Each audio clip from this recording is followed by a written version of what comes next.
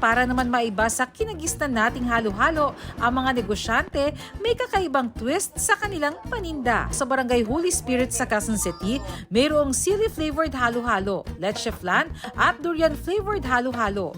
Pero imbis na crushed ice, flavored ice cubes ang gamit. Dahil nga po sa cube ice na po siya, mas matagal po siya matunaw.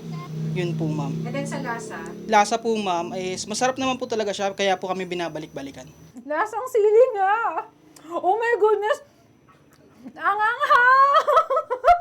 Sa halo-halo store na ito, laging mahaba ang pila o di naman kaya laging sold out ang kanilang mga halo-halo dahil ang kanilang mga flavors inspired ng mga paborito nating Filipino desserts. Buko pie. So we did the halo-halo version.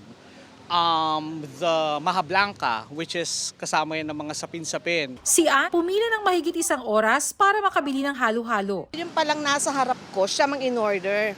I have to wait, sulit. Sulit talaga siya. Etong si Marjay, not just one, kundi 15 halo-halo ang binili. Sa Lawag City, Ilocos Norte, may bersyon ng halo-halo na ang sangkap, mga gulay na karaniwang matatagpuan sa sikat na Ilocano dish na dinengdeng na may malunggay, kalabasa at taro.